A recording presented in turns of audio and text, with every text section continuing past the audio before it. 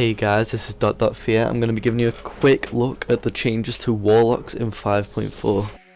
First of all, I'm going to be looking at the general changes to a Warlock. The first change is the debuff from using Demonic Gateway has been increased to 60 seconds, previously it being 15 seconds. Fell Armor no longer reduces all damage taken by 10%, so Warlock's going to be taking 10% more damage. Fell Flame now deals 13% more damage and costs 2% less mana, and no longer increases the duration of damage over time spells. Rain of Fire now has a reduced chance to generate Burning Embers. Next up we've got Warlock talents. First of all, Archmon's Darkness, which is previously called Archmon's Vengeance, gives the Warlock Dark Spell 2 charges. Howl of Terror, which was previously a talent, is now a skill for all Warlocks no matter what spec you are. Demonic Breath is a new talent which is going to be replacing Howl of Terror. The Warlock sends out a cone of shadow damage snaring all targets. The spell has a 20-second cooldown. Killjaden's Cunning no longer reduces movement speed. Instead, it will now allow the Warlock to cast Incinerate, Malefic Grasp or Shadow Bolt while moving, depending on the character's spec. Manaros Fury is no longer a passive ability. Manaros Fury now has a duration of 10 seconds with a 60-second cooldown, and increases the air effect by 500% and increases damage by 100% from Hellfire, Immolate Aura, Rain of Fire and Seed of Corruption.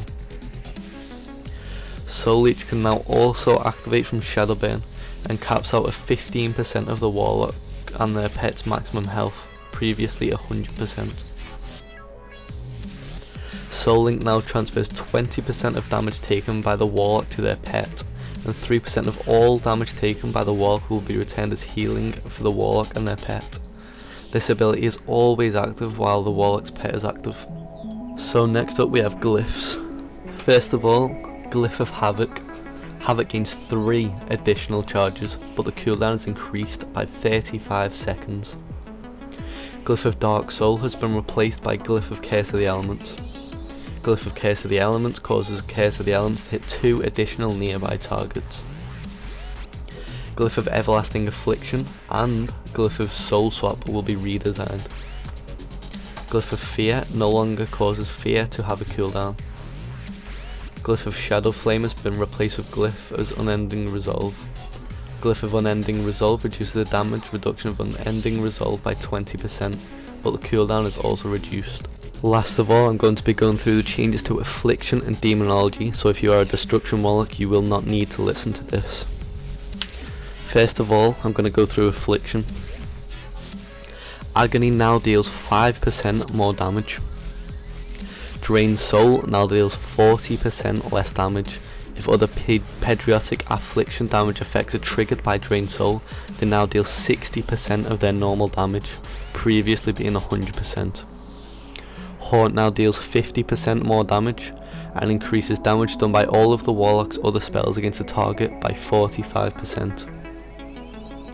Malefic Grasp now deals 40% less damage, and also causes all of the Warlock's other Patriotic Affliction damage effects to instantly deal 30% of their normal Patriotic damage, previously being 50%.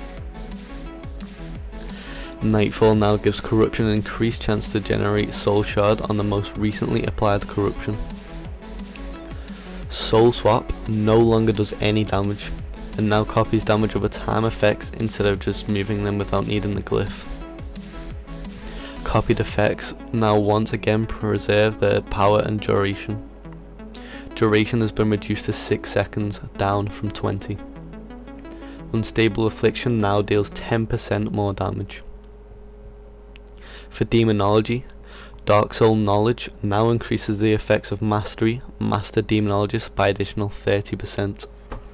And that is it for Demonology, and that is the end of my guide. I'd just like to thank everyone for watching the video, and check out my channel at .fear and to leave a like and subscribe. Thank you very much, and thank you for watching the video. Goodbye, and see you in the next one.